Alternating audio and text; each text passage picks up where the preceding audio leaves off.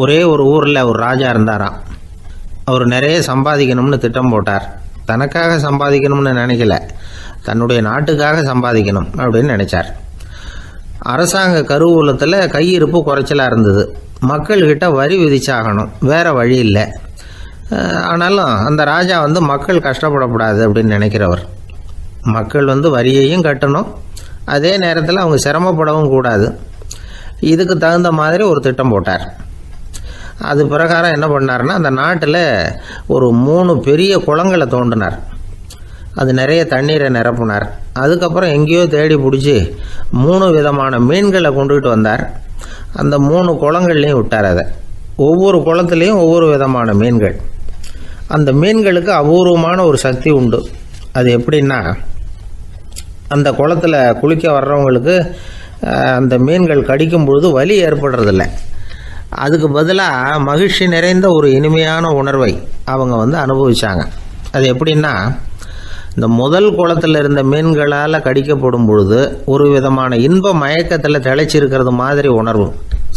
இந்த 2வது குளம் இருக்க, அதில் இருக்கிற மீன் கடிச்சதுன்னு வைங்க, மக்களுக்கு எப்படி இருக்கும்னா, கால்களே தரையில் படாமல் அப்படியே ஆகாயத்தில் மிதக்கிறது மாதிரி ஒரு உணர்வு. அதை அனுபவிக்கிறாங்க. 3வது குளத்தில் இருக்கிற மீன் கடிச்சதுன்னா அவங்கெல்லாம் அப்படியே கோடீஸ்வரராக மாறிட்டதாக ஒரு உணர்வு. அதை அவங்களால அனுபவிக்க முடியுது. இப்படி ஒரு அபூர்வமான மீன் அது, அந்த 3 வகை. இப்படி இருந்தால் மக்கள் அந்த குளங்கள் குளிக்கிறதுக்கு ஆசைப்படாமல் இருப்பாங்களா? அதனால் கூட்டம் கூட்டமாக அலமோத ஆரம்பிச்சிட்டாங்க. ஒவ்வொரு குளத்தின் கரையிலேயும் கியூ வரிசையில் நிற்க ஆரம்பிச்சிட்டாங்க. அந்த நாட்டு மன்னர் என்ன பண்ணார்னா, ஒவ்வொரு குளத்தங்கரையிலையும் ஒரு ராஜாங்க அதிகாரியை உட்கார வச்சார். டிக்கெட்டை அடித்து கொடுத்தார். குளிக்க வர்றவங்க கிட்ட ஒரு குறிப்பிட்ட தொகையை கட்டணமாக வசூலிக்க ஆரம்பித்தார். அவ்வளோதான். அரசாங்க கருவூலம் நிரம்ப ஆரம்பிச்சுட்டுது. ராஜாங்கத்துக்கு தேவையான பணம் கிடைச்சிட்டுது. இது ஒரு கதை. இதை பற்றி என்ன நினைக்கிறீங்க? அதாவது மக்களுக்கு சுமை தெரியாமலே வரி வசூல் பண்ணுறது நல்லது தானே அப்படின்னு நினைப்பீங்க. ஆனால் இன்றைக்கும் உலகத்தில் பல அரசாங்கங்கள் இதே மாதிரி 3 குளங்களை வெட்டி வச்சிருக்குது. மக்களும் அதில் குளிச்சுக்கிட்டு தான் இருக்கிறாங்க. அது எப்படிங்கிறீங்களா? அந்த முதல் குளம் தான் சினிமா தியேட்டர். அதில் குளிக்கிறவங்க தான் ஒரு விதமான இன்ப மயக்கத்தில் திளைச்சிருக்கிறது மாதிரியான உணர்வை அனுபவிக்கிறவங்க. 2வது குளம் தான் சாராய கடை. இந்த குளத்தில் குளிக்கிறவங்க தான் கால்களே தரையில் படாமல் ஆகாயத்தில் மிதக்கிறது மாதிரி உணர்வை அனுபவிக்கிறவங்க. 3வது குளம் லாட்ரி டிக்கெட். இதில் குளிக்கிறவங்க தாங்கள் அப்படியே கோடீஸ்வரர்களாக மாறினது மாதிரி ஒரு உணர்வு, அதை அனுபவிக்கிறவங்க. இன்றைக்கி பல நாடுகள் இந்த குளங்களை பயன்படுத்திக்கிட்டு தான் வராங்க. ஒரு பூவில் வண்டு உட்காருது. அதில் இருக்கிற தேனை வண்டு எடுக்குது. இந்த சமயத்தில் அந்த பூவுக்கு வலிக்குமா? அதுக்கு வலிக்கிறது இல்லை. அந்த பூவோட மலர்ச்சியும் வளர்ச்சியும் குன்றி போகிறதும் கிடையாது. ஒரு ராஜா மக்கள்கிட்ட வரி வசூல் பண்ணும் பொழுது மக்களுக்கு சிரமமும் தெரியக்கூடாது, அதே நேரத்தை அதனால் அவங்க வாழ்க்கையும் கெட்டு போயிடக்கூடாது. அது மாதிரி வரி வசூல் பண்ணணுமா. இது காளிதாசனின் ரகுவம்சத்தில் காணப்படுகிற ஒரு கருத்து. ஒரு சின்ன குழந்தை தவறுதலாக ஒரு 25 காசு நாணயத்தை மூழ்கி விட்டுது. காசு வயத்துக்குள்ளே போயிட்டுது. அந்த குழந்தையோட தாய் உடனே குழந்தைய தூக்கிட்டு ஆஸ்பத்திரிக்கு புறப்பட்டாங்க. அப்போ அந்த பக்கமாக ஒருத்தர் வந்தார் தெருவில். என்ன விவரம்னு கேட்டார். இவங்க சொன்னாங்க, குழந்தை காசை முழுங்கிட்டுது, அதுதான் அவசரமாக ஆஸ்பத்திரிக்கு தூக்கிட்டு ஓடுறேன் அப்படின்னாங்க. அவர் சொன்னார், கவலைப்படாதம்மா, உடனே இப்படி கொடுங்க குழந்தைய அப்படின்னு கையில் வாங்கினார். ஒரு கையில் அந்த குழந்தையோட கால் 2ஐயும் பிடிச்சி தலைகீழாக தூக்கி பிடிச்சார். இன்னொரு கையால் அந்த குழந்தையோட வயத்தில் குறிப்பாக ஒரு இடத்துல அப்படியே தேடி அந்த சுட்டு விரலால் ஒரு இடத்துல பொட்டுன்னு தட்டினார்.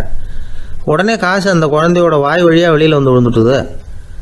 காசை எடுத்துக்கிட்டு, இருந்தாங்கம்மா உங்கள் குழந்தை அப்படின்னார். ரொம்ப நன்றிங்க, நிச்சயமாக நீங்கள் ஒரு டாக்டராக தான் இருக்கணும், என்னுடைய யூகம் சரிதானே அப்படின்னாங்களாம் அந்த அம்மா. அதுக்கு அவர், இல்லைங்க, நான் ஒரு இன்கம் டேக்ஸ் ஆஃபீஸர், வருமான வரி அதிகாரி அப்படின்னு சொல்லிவிட்டு போனாராம்.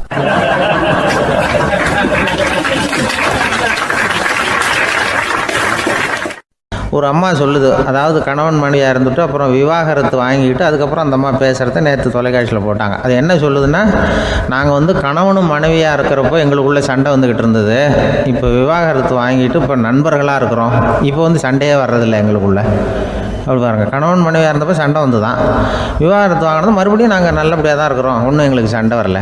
அப்படி இருக்குது இப்போ காலம் போய்கிட்டு இருக்கு. நேற்று அப்படி ஒரு இது என் கூட வேலை பார்க்குறப்போ ஒரு அம்மா இருந்தாங்க. அவங்க எப்போதும் அவங்க வீட்டுக்காரர் படத்தையே வச்சுருப்பாங்க கையில், பத்திரமா வச்சுருப்பாங்க. அவ்வளவு மரியாதை மதிப்புன்னு சொல்லி நாங்கள்லாம் அவங்கள பெருசாக நினைப்போம். இது எதுக்குமா அவங்க வீட்டுக்காரர் படத்தை பத்திரமா இல்லை கையிலேயே வச்சுருக்கீங்களே, ஆஃபீஸுக்கெல்லாம் எடுத்துகிட்டு வந்து வச்சு அடிக்கடி எடுத்து பார்த்துக்குவாங்க. அவ்வளவு பிரியமாக அவங்க வீட்டுக்காரர் இல்லை. ஆமாம், எனக்கு வந்து ஏதாவது பிரச்சனை வந்துவிடுதுன்னா உடனே எங்கள் வீட்டுக்காரர் படத்தை எடுத்து பார்ப்பேன். பரவாயில்லையே இப்படி ஒரு இதாக. ஆமாம், இதை பார்த்துட்டு நினச்சிக்குவேன், இதை விட பிரச்சனை வேறு என்ன இருந்துட போகுது உலகத்தில் அப்படின்னு நினச்சிக்குவேன். உடனே எனக்கு எல்லாம் போயிடும் அப்படின்ட்டு தான். அப்படி ஒரு அம்மா இருந்தாங்க, இப்போவும் இருக்காங்க, வேலை பார்த்துக்கிட்டு இருக்காங்க. அப்படிலாம் நீங்கள் இருக்கிற தாய்மார்கள் பெண்கள் யாராவது அப்படி கூட பண்ணலாம். எப்போதுமே உங்கள் வீட்டுக்காரர் படத்தை கையில் வச்சுக்கோங்க. அது ஒரு யோசனை, குடும்பம் குதூகலமாக இருக்கிறதுக்கு அது ஒரு யோசனை. அதே மாதிரி இவங்களும் அவங்க படத்தை வச்சுக்கலாம், வச்சுக்கிட்டு பிரச்சனை வரும்பொழுது பார்த்துக்கணும், இதை விட நமக்கு என்ன வந்துட போகுது பெருசாக அப்படின்னு. அப்படி தான் இருக்கணும். குடும்பம் வந்து நல்லபடியாக இருக்கணும்னா அதுக்கு இப்போ சொல்லுவாங்க, கடவுளே வந்து ஒரு வீட்டு கணவன் வீட்டு தலைவர் கனவுல வந்தாராம். கடவுள் வந்து இது மாதிரி உன்னை விட்டுட்டு உங்கள் குடும்பத்தை ஒன்றையெல்லாம் விட்டுட்டு போக போகிறேன்னா, அதனால் ஏதாவது வர வேணும்னா கேட்டு போய் வாங்கிக்கோ அப்படின்னு கடவுள் சொன்னாராம் அந்த குடும்ப தலைவர்கிட்ட. அவருக்கு என்ன கேட்குறதுன்னு புரியல. கடவுள் வந்து விட்டுட்டு போகிறேங்கிறார், ஏதாவது வரம் கேட்டுக்கோ அப்படின்னு. நம்ம என்ன பண்ணுறது, என்ன கேட்குறதுன்னு ஒன்றும் புரியல, குழம்பிக்கிட்டு இருந்தான் அந்த ஆள் கனவில். இப்போ கடவுள் சொன்னாரா, சரி நீ ரொம்ப குழப்பமாக இருக்க, நாளைக்கு மறுபடியும் உன் கனவில் வரேன், அதுக்குள்ளே நீ முடிவு பண்ணி வை, உனக்கு என்ன வரம் வேணுமோ கேட்டு வாங்கிக்கோ, உனக்கு வரம் கொடுத்துட்டு நான் போயிடுறேன், உன்னை விட்டுட்டு போகிறதா நான் முடிவு பண்ணிட்டேன் அப்படின்ட்டுருக்கார் கடவுள். சரி ஒரு நாள் அவகாசம் கொடுங்க, நாளைக்கு நான் இதுக்குள்ளே முடிவு பண்ணி வைக்கிறேன்ட்டு அவர் வந்தார். மறுநாள் முழிச்சுக்கிட்டு மனைவி மகன் மக்கள் எல்லோரையும் கூப்பிட்டார், குடும்பத்தில் எல்லாரையும். அப்படி வாங்க, இது மாதிரி நேற்று கனவுல வந்தார் கடவுள், நம்மளை விட்டுட்டு போக போகிறாராம், என்ன வரம் வேணும்னு கேட்டு வாங்கிங்கோ அப்படின்னு போய் சொல்லிட்டார். என்ன கேட்குறதுன்னா அப்படின்னு அந்த கணவன் கேட்குறான்.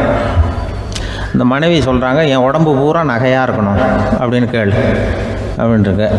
அதுக்குள்ளே அந்த ஒரு பொண்ணு ஓடி வந்து, அப்படிலாம் கேட்காதப்பா கடவுள்கிட்ட, இப்போ இருக்கிற சொத்து எவ்வளோ இருக்கோ அதுபோல் இன்னொரு பங்கு வேணும்னு கேளு அப்படின்னு. அந்த பையன் வந்து அவன் வேறு சொன்னான், அவன் அது நமக்கு வந்து இது போல் ஒரு 10 பங்காவது வேணும், 2 பங்களா கார் வேணும் அப்படின்னு அவன் ஒரு லிஸ்ட்டை கொடுத்தான். இவர் என்ன கேட்குறதுன்னு முடிவு பண்ணுறதுக்குள்ள அங்கே வேலை செய்கிற அம்மா, ஒரு வயசான அம்மா வந்திருக்கு, வேலை செய்கிற அம்மா. அது வந்து சொல்லிச்சான் இவர்கிட்ட, தப்பாரு கடவுள்கிட்ட அப்படிலாம் கேட்காதப்பா, நாளைக்கு வரும்பொழுது என்ன வர வேணும்னா எங்கள் குடும்பத்தில் எல்லாரும் அன்பாக இருக்கணும் பாசமாக இருக்கணும்னு கேட்டு வாங்கிக்கோ வரத்தை. அன்பு பாசம் குடும்பத்தில் எப்போதும் நிலவணும்னு கேட்டு வாங்கிக்கோ, வேறு எல்லாம் நம்ம பார்த்துக்கலான்னு அந்த பெரியம்மா சொல்லிச்சான். மறுநாள் அதே மாதிரி படுத்து தூங்கினார். கடவுள் கனவுல வந்தார். வந்து கேட்கும்பொழுது இவர் சொன்னாராம், ஐயா எனக்கு வந்து எங்கள் குடும்பத்தில் நாங்கள் கணவன் மனைவி புள்ள குட்டி எல்லாம் பாசமாக இருக்கணும் அன்பாக இருக்கணும், இதுதான் எங்களுக்கு வர வேணும் அப்படின்னு கேட்டாராம். இவர் கேட்டதும் கடவுள் வந்து தலையை சொரிய ஆரம்பிச்சிட்டாராம். ஏன் என்ன யோசிக்கிறீங்கன்னு கேட்டிருக்காரு.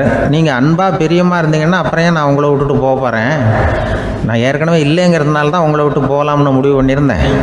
இப்போ நீங்கள் ஏற்கனவே பாசமாக இருந்தீங்கன்னா நான் இனிமேல் போக மாட்டேன், அதனால் ஏன் முடிவும் மாற்றிக்க வேண்டியது தான், உங்கள் கூட தான் இருக்க போகிறேன்னாராம். இப்படி ஒரு கதை சொல்லுவாங்க. அதனால் ஒரு குடும்பத்தில் அந்தந்த உறவு முறைகள் சரியாக இருக்கிற வரைக்கும் எல்லாம் நல்லாயிருக்கும். அங்கே தான் இறைவன் வாழும் இல்லம்ங்கிறாங்களே, அதுதான் அதில் அந்த குடும்ப தலைவருங்கிறவர் கணவன் அப்படிங்கிறதுனால அவருக்கு தான் பொறுப்பு. அவருக்கு நிறைய சகிப்புத்தன்மை வேணும், கோபம் வரக்கூடாது, யார் என்ன சொன்னாலும் போகணும். சில கணவன்மார்கள் வந்து எது சொன்னாலும் மனைவி வந்து தட்டுறதில்லை, அங்கே போனால் போவாங்க, எதுக்கு போக சொல்கிறேன்னு கேட்குறதில்ல, போகிறது, இங்கே வான்னா வர்றது. திருவள்ளுவர் மனைவி இருந்தாருன்னு சொல்கிறாங்கல்ல, அது மாதிரி. அது எப்படின்னா ஒருத்தர் சொன்னார், அது அப்படி இல்லை, அதுக்கு ஒரு கதை சொன்னார்.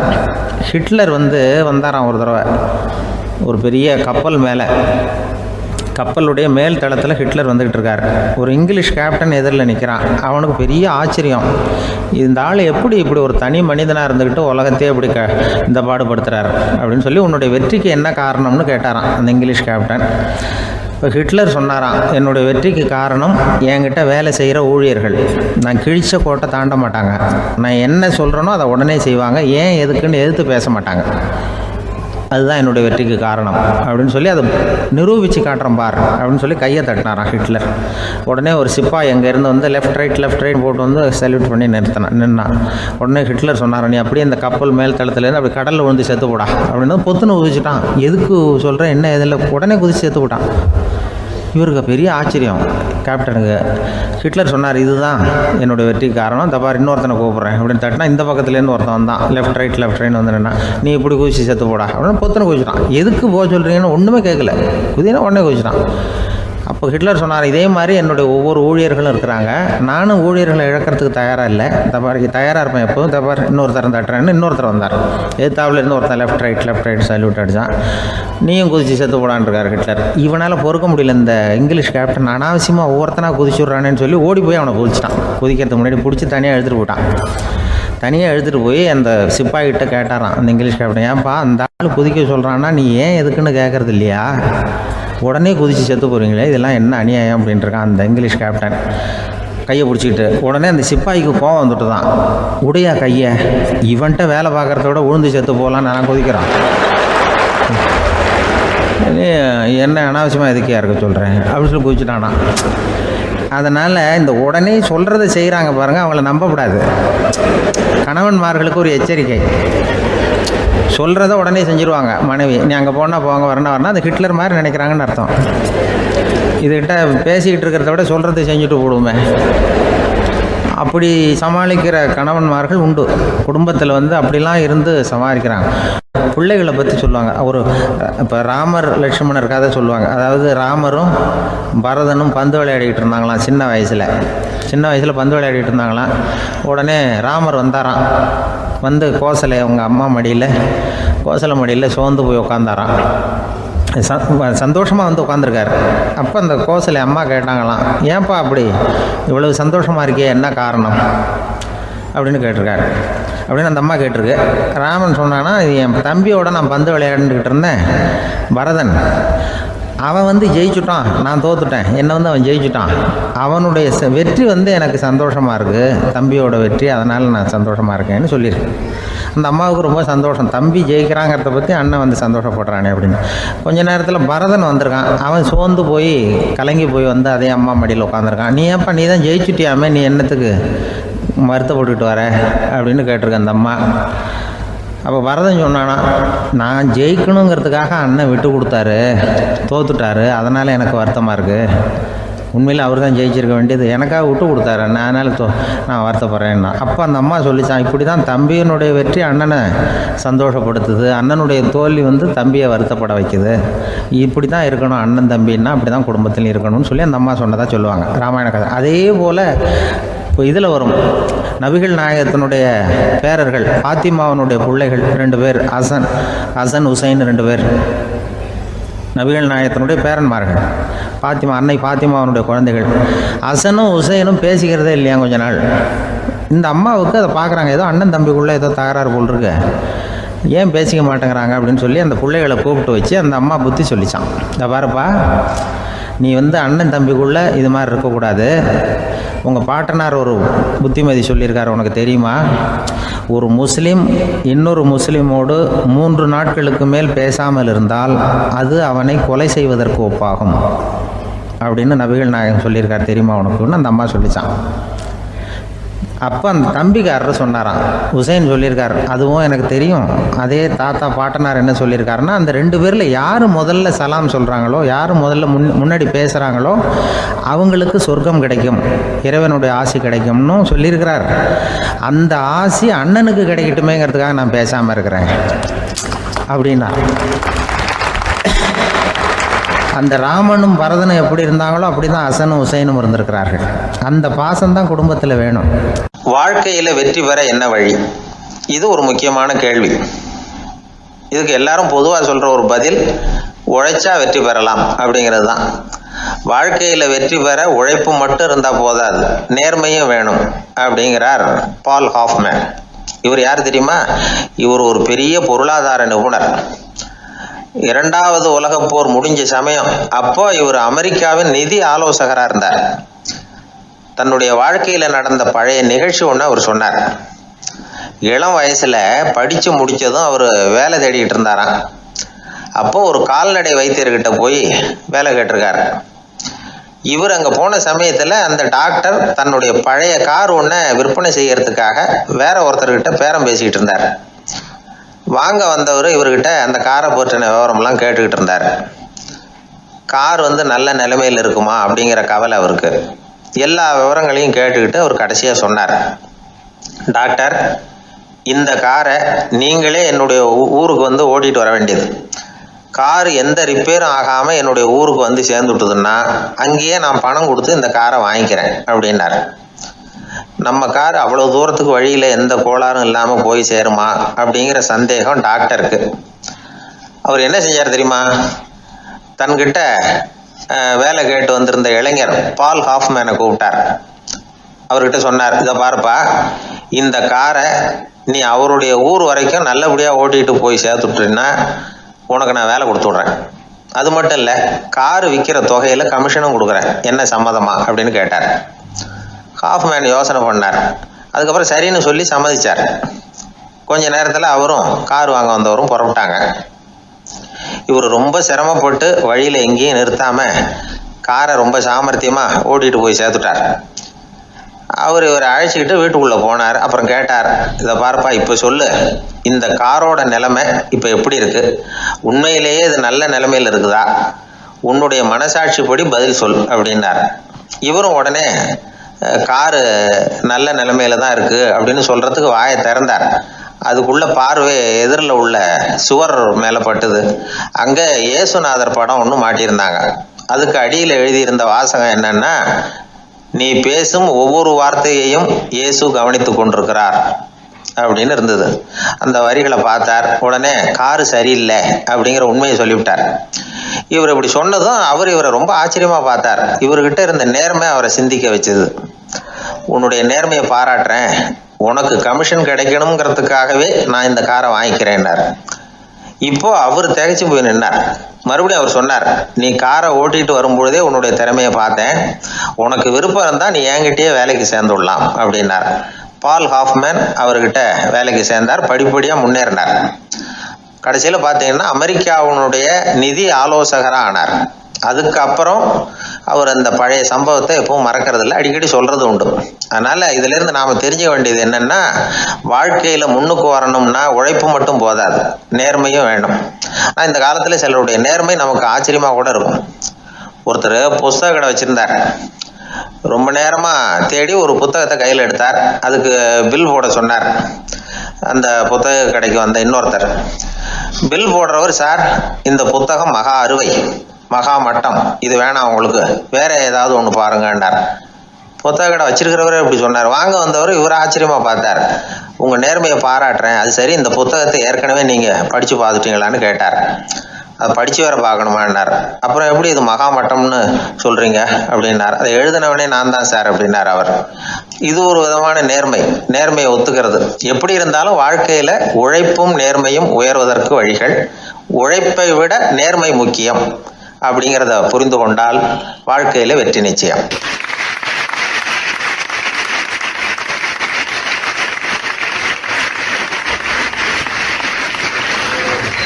ஒரு பூங்கா, அங்கே ஒருத்தர் நின்றுட்டு இருக்கிறார். நின்றுக்கிட்டே ஏதோ ஆழ்ந்த யோசனையில் இருக்கிறார். அந்த பக்கமாக இன்னொருத்தர் வந்தார். இவரை கவனிச்சார். என்ன யோசனைன்னு கேட்டார். எப்படி எழுந்திருக்கிறதுன்னு யோசனை பண்ணிட்டு இருக்கிறேன்னார் அவர். கேட்டவருக்கு ஒரு மாதிரி ஆயிட்டுது. ஏற்கனவே நின்றுக்கிட்டு இருக்கிற ஒருத்தர் எப்படி எழுந்திரிச்சு நிற்கிறதுன்னு யோசிக்கிறாருன்னா அது ஆச்சரியம் தானே. அதுக்கப்புறம் இவர் யோசிக்க ஆரம்பிச்சார், என்ன இவர் இப்படி பேசுறாரு அப்படின்னு. கீழே விழுந்தா தானே எழுந்திரிச்சு நிற்க முடியும். அதனால எழுந்திரிக்கணும்னு நினைக்கிறவங்க முதல்ல கீழே விழணும். இவர் முதல்ல கீழே விழணும், அதுக்கப்புறம் தான் எழுந்திருக்கிறது எப்படின்னு சிந்திக்க முடியும். இந்த உலகத்துல எல்லாருமே கீழே விழுந்து எழுந்தவர்கள் தான். இப்போ இந்த குழந்தை பருவத்தில் கீழே விழாம நடைபயில கற்றுக்கிட்டவங்க யாராவது உண்டா? சின்ன வயசுல ஒரு தடவை கூட கீழே விழலை சார், அப்படியே பிறந்தார் வளர்ந்தார் பெரியவர் ஆயிட்டார் அப்படின்னு யாரையும் சொல்ல முடியாது. அதனால மனுஷங்கிறவன் விழுந்து புரண்டு எழுந்து தான் நடக்க கத்துக்கிறான். ஒரு உண்மையை நாம எல்லாரும் புரிஞ்சுக்கணும். இந்த உலகத்துல தவறு செய்யாத மனிதர்களே யாரும் கிடையாது. அப்படி இருக்கிறப்போ எப்போதாவது நாம் தவறு பண்ணிவிட்டோம்னா அதுக்காக மனசு உடஞ்சி போயிடக்கூடாது, வாழ்க்கையில் வெறுப்பு வந்துடக்கூடாது. ஒரு தவறு நடந்துவிட்டுதா அதுக்காக மனசு உடஞ்சி போடாதீங்க, அதை ஒரு பாடமாக எடுத்துக்கங்க. அதே தவறு மறுபடியும் நடக்காமல் வேணும்னா பார்த்துக்கலாம், அது போதும். தடைக்கல்ல படிக்கல்லாம் மாற்றிக்கணும், இதுதான் இதில் முக்கியம். ஒரு அலுவலகம், அங்கே ஒரு அதிகாரி, அவர் உயர்ந்த பதவியில் இருந்தார், சிறந்த நிர்வாகின்னு பேர் வாங்கினவர். அவர் தனக்கு கீழே வேலை செய்கிறவங்க கிட்டெல்லாம் சொல்லுவாராம், இந்த நிறுவனத்தில் நீங்கள் எத்தனை தடவை வேணும்னாலும் தவறுகள் செய்யலாம், ஆனால் ஒரே விஷயம் என்னென்னா ஒரே தவறை மறுபடியும் செய்யக்கூடாது, அது முக்கியம் அப்படின்பாராம்.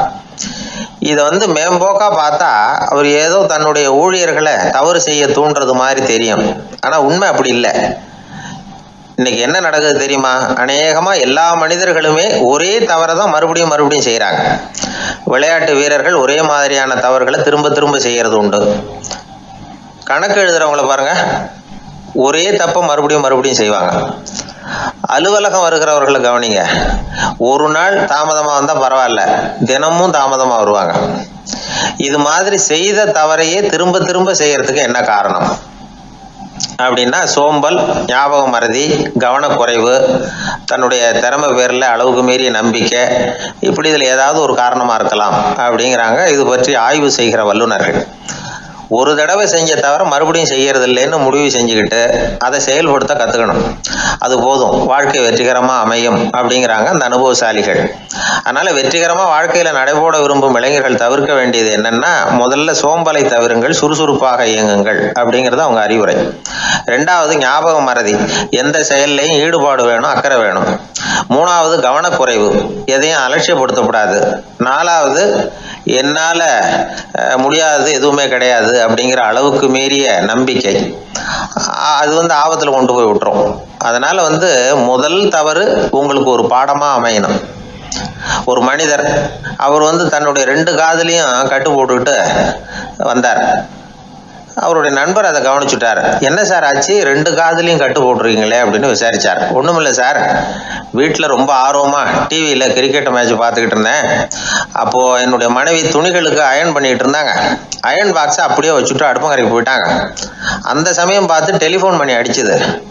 அவசரமாக ஓடி போய் அதை எடுத்து காதில் வச்சேன். அப்போ தான் தெரியும் அது அயர்ன் பாக்ஸுங்கிற விஷயம். சூடாக இருந்ததா, சுட்டு விட்டுது அப்படின்னார். ஒரு காது சரி சார், 2 காதும் ஏன் அப்படி ஆச்சு அப்படின்னு கேட்டார். அதே ஆள் மறுபடியும் ஃபோன் பண்ணா சார் அப்படின்னார். இவர் எவ்வளவு தூரம் யோசிச்சிருப்பார் பாருங்க. அதனால ஒரு தவறு மறுபடியும் நடக்கக்கூடாது, முதல் தவறு உங்களுக்கு ஒரு பாடமாக அமையட்டும் அப்படிங்கிறது தான் இதுல இருந்து நாம தெரிந்து கொள்ள வேண்டிய கருத்து. அதனால தவறுகள் அதெல்லாம் தடைக்கெல்லாம் நினைக்க வேண்டாம், படிக்கெல்லாம் நினைப்போம். அப்படி நினைச்சோம்னா வாழ்க்கையில வெற்றி நிச்சயம்.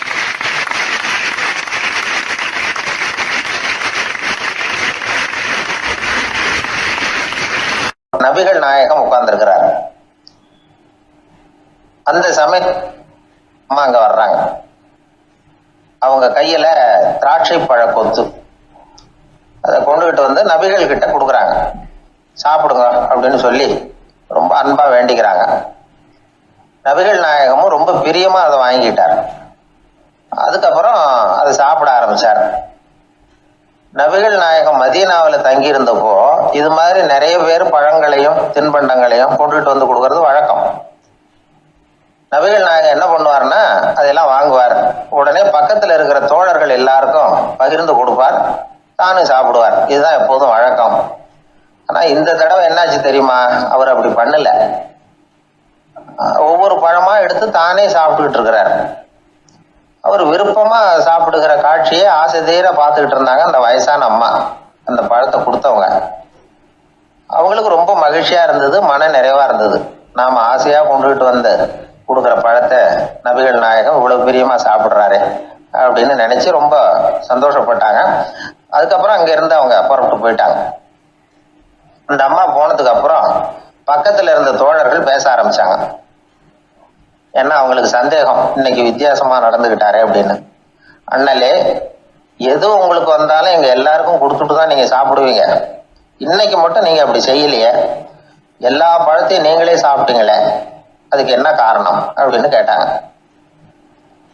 இப்படி கேட்கறதுனால நாயகம் அதை தப்பா புரிஞ்சுக்க மாட்டார் அப்படிங்கிறது அவங்களுக்கு தெரியும். யாரும் எதையும் அவர்கிட்ட கேட்கலாம், அப்படி கேட்கறதுக்கு உரிமை உண்டு. இந்த ஜனநாயக முறைகளுக்கு அவர்கள் கொடுத்த மரியாதை இது. தோழர்களின் கேள்விக்கு நபிகள் பதில் சொல்ல ஆரம்பிச்சார்.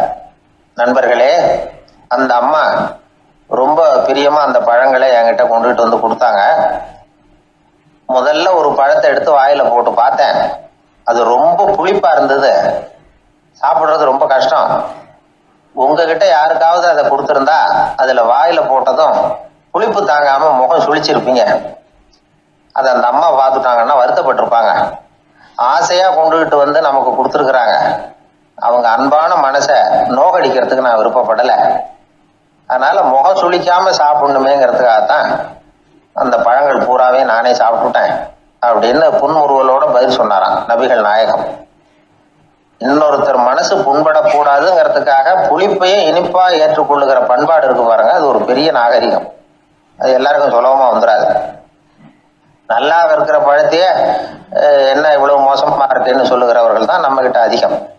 இந்த காலத்துல இல்வாழ்க்கையில இந்த நாகரிகத்தை சில பேர் கடைபிடிக்கிறது உண்டு. நல்லா இருக்க இல்லையோ முகம் சுளிக்காம சாப்பிடுவாங்க. ஏன்னு கேட்டா, எதுக்காக சார் வீண் வம்பு, ஏதோ நமக்குன்னு கொடுத்து வச்சது அவ்வளவுதான் அப்படின்னு நினைச்சுக்கிட்டு போக வேண்டியது தானே அப்படிம்பாங்க. இவங்கெல்லாம் கூட ஒரு விதத்துல பண்பாடு தெரிஞ்சவர்கள் தான். ஒரு ஆளு ஊரெல்லாம் சுத்தி விட்டு கடைசியில அழுத்து போய் ஒரு ஹோட்டலுக்குள்ள நுழைஞ்சானா. ரொம்ப களைப்பா இருந்தது அவனுக்கு. அதனால ரொம்ப களைப்படைஞ்சு போய் ஒரு நாற்காலியில போய் உட்காந்துருக்கிறான். இவனை பார்த்ததும் சர்வர் ஓடி வந்தார். சார் உங்களுக்கு என்ன வேணும்னு கேட்டார். எனக்கு தேவை 2 தோசையும் கொஞ்சம் அன்பான வார்த்தைகளும் அப்படின்னா. சர்வர் உள்ள போனார். 2 தோசையை கொண்டாந்து வச்சார். அன்பான வார்த்தை கேட்டனே அப்படின்னா இவன். சர்வர் ரொம்ப பணிவா குனிஞ்சு இவன் காதோரமா சொன்னார், ஐயா இந்த தோசையை சாப்பிட்றாதீங்க, புளிச்சு போன பழைய மாவு அப்படின்னார்.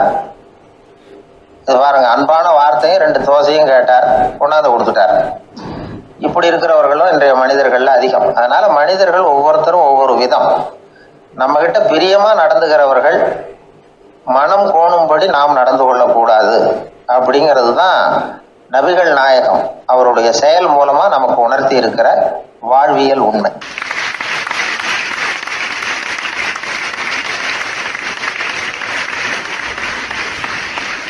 மனித நேயம்ங்கிறத பற்றி சொல்லுவாங்க. மனித நேயம் ஏன்னா ஒரு கணவன் கணவனாக இருக்கணும், மனைவி மனைவியாக இருக்கணும். ஒரு மனுஷன் இன்னைக்கு மனிதனாக இல்லை, மனித நேயம் குறைஞ்சி போச்சு. குடும்ப உறவுகள்லாம் ரொம்ப மாறி போச்சுன்னு சொல்கிறேன். இப்போ நாகரிகத்தில் அப்படி தான் இருக்குது. ஒரு இதில் ஒருத்தன் என்ன பண்ணியிருக்கிறான், ஒரு சின்ன பையனை கொண்டு வந்தானா. ஒரு சின்ன பையன் பக்கத்தில் இருக்கான். ஒரு பெரியவர் கேட்டிருக்காரு, யாருப்பா அந்த பையன் அப்படின்னு கேட்டிருக்காரு. இவன் சொன்னான்னா, இந்த பையன் எனக்கு தூரத்து உறவுன்னு இருக்கான். சரி, தூரத்து உறவுன்னா எப்படி அப்படின்னு கேட்டிருக்கான். இந்த பையன் எங்கள் அப்பாவுக்கு 8வது புள்ள அப்படின்னானா. கூட பிறந்தவனே அவ்வளோ தூரமாக போயிட்டான், 8வதாக பிறந்தான். அப்படி இருக்கு குடும்ப உறவுகள்ங்கிறது. மனுஷனுக்கு வேல்யூ விஞ்ஞானம் எப்படி போட்டிருக்குன்னா, ஒரு மனித உடம்பில் இருக்கிற கால்சியத்தை மட்டும் தனியாக எடுத்தால் ஒரு சின்ன ரூமுக்கு வெள்ளை அடிக்கலாமா. ஒரு மனுஷ உடம்புல இருக்கிற பாஸ்பரஸை மட்டும் தனியாக எடுத்தால் ஒரு 40 நெருப்பு வச்சு தயார் பண்ணலாம். ஒரு மனுஷ உடம்புல இருக்கிற இந்த கொழுப்பு சத்தை மட்டும் தனியாக எடுத்தால் ஒரு 7-8 சோப்பு கட்டி தயார் பண்ணலாம். அது மாதிரி ஒரு மனுஷ உடம்புல இருக்கிற இரும்பு சத்தை மட்டும் தனியாக எடுத்தால் ஒரு 2 அங்குல ஆணி 2 செய்யலாம். இவ்வளவுக்கும் விலை போட்டால் 42 ரூபா 50 காசு. இதுதான் மனுஷனுக்கு விஞ்ஞானம் போட்டிருக்கிற விலை. அது எப்போ அது ஒசரும்னா, அவன் மனுஷனாக இருக்கிற வரைக்கும் இருக்கிறப்ப. அதுவும் செத்து போனால் அதுவும் கிடையாது, செத்து போனால் அதுவும் குறைஞ்சிரும். மிருகங்களுக்கெல்லாம் அப்படி இல்லை, செத்ததுக்கு அப்புறம் விலை கூடும். அங்கெல்லாம் எல்லா ஊர்லேயும் பார்த்திங்கன்னா உயிர் கோழி 50 ரூபா, உரிச்ச கோழி 60 ரூபான்னு போட்டிருக்கோம். செத்ததுக்கு அப்புறம் 10 ரூபா அதிகம். மனுஷனை நீ உயிர் மனுஷன் 42 ரூபா 50 காசு, செத்ததுக்கு அப்புறம் 52 ரூபான்னா நீயே வச்சுக்கிடாது, எனக்கு எது கண்டு போட்டு. அவன் எப்போ அவனுக்கு வேல்யூ கூடும்னா, மனிதனாக வாழும்பொழுது தான் வேல்யூ கூடும். குடும்பத்தில் அந்த அந்த பாசத்தோடு வாழணும்னு கடவுள்கிட்ட கேட்டு சொன்னாங்களே, அதுதான். இந்த சமூகங்கிறதும் ஒரு பெரிய குடும்பம்தான். அதனால தான் இந்த நாட்டுக்கு உள்ள பெருமையை எல்லாரும் ஒற்றுமையாக இருந்தால் எதையும் சாதிக்கலாம்ங்கிறது தான் இந்த நாட்டுக்கு உள்ள பெருமை. அப்படி நிரூபித்தோம். அதனால் சமூகங்கிறதும் ஒரு குடும்பம் மாதிரி இருக்கிறது தான் பெருசு. இப்போ சில இதெல்லாம் இப்போ ஜாதி மத வேறுபாடெல்லாம் நம்முடைய முன்னேற்றத்தை தடுக்கும். விலங்குகள் நம்மளோட மேலானது. அதான் ஒரு ஊரில் ஒரு சிவன் கோயில் இருந்து தான். சிவன் கோயிலில் அந்த புறாவெல்லாம் வளர்ந்துக்கிட்டு இருந்திருக்கு. அந்த மாடத்தில், சிவன் கோயில் மாடத்தில் புறாவெல்லாம் குடியிருந்திருக்கு. உடனே அதுக்கு கும்பாபிஷேகம் பண்ணுறதுக்காக ஊரில் திட்டம் போட்டாங்க. சிவன் கோயிலுக்கு வெள்ளடிக்க ஆரம்பித்தாங்க. வர்ணம் பூச ஆரம்பித்ததும் அதுக்கு சாரம் கட்டுவாங்கள்ல, அந்த குச்சியெல்லாம் வச்சு சாரம் கட்டுவாங்க. உடனே இந்த புறாவெல்லாம் என்ன பண்ணிச்சான், இனிமேல் நம்ம இங்கே வெள்ளடிக்கிறாங்க, கும்பாபிஷேகம் வருது, நம்ம இங்கே குடியிருக்க முடியாது, எதிர்த்தாப்புல எங்கே போகலான்னு பார்த்துருக்கு. இந்த உயரம் கோபுரத்தில் இருந்த புறாவெல்லாம் எதிர்த்தாப்புல ஒரு மாதா கோயில் இருந்திருக்கு, சர்ச்சு. அங்கே சில மாடங்களில் புறாவெல்லாம் இருக்குது, சில மாடம் இருக்குது. உடனே நம்மளாம் அங்கே போயிடும் கொஞ்சம் காலத்துக்குன்னு எல்லாம் புறப்பட்டு இந்த மாதா கோயிலுக்கு போயிடுது. அங்கே போனால் அங்கே இருக்கிற புறாவோடு சேர்ந்து இதுவும் குடியிருந்துட்டுருக்கு. கொஞ்ச நாள் என்னாச்சு, அங்கே கிறிஸ்மஸ் வந்துட்டுது. கிறிஸ்மஸ் வந்ததும் சரி இங்கேயும் வெள்ளடிக்க ஆரம்பிக்கிறாங்க. நம்ம மறுபடியும் எங்கடா போகிறதுன்னு பார்த்தா அங்கே இருக்கிற புறாவோட சேர்ந்து இதுவும் சேர்ந்து நேராக ஒரு பள்ளிவாசல் இருந்தது. எதுக்கு அங்கே இருக்கிற மாடத்தில் போய் அங்கே குடியேறிட்டுது எல்லாம். அங்கே போனால் அங்கே ரமலான் மாதம் ரம்ஜானுக்காக அதையும் புதுப்பிக்க ஆரம்பித்தாங்க. இது என்ன பண்ணுறதுன்னு சொல்லி இந்த 3 செட்டு புறாவும் சேர்ந்து என்ன பண்ணிச்சு, எங்கே போகலான்னு பார்த்தா மறுபடியும் அதுக்குள்ளே இந்த சிவன் கோயிலில் கும்பாபிஷேகம் முடிஞ்சு போச்சான். முடிஞ்சிருக்கு, அங்கே போடுவோம் எல்லாருன்னு சொல்லி எல்லா புறாவும் அந்த சிவன் கோயிலுக்கு வந்துட்டுது. அங்கே போய் மாடத்தில் அதை குடியிருந்துட்டுது. அப்போ திடீர்னு ஒரு நாள் பார்த்தா ஒரே கலவரம் பூமியில் எல்லாம் ஒருத்தன் அருவாளை தூக்கிட்டு நிற்கிறான், குச்சி எடுத்து ஒருத்தனை சுட்டுக்கிறான். ஒரே கலவரம், சத்தம், ஒரே மத கலவரம் வந்துட்டுது ஊரில்.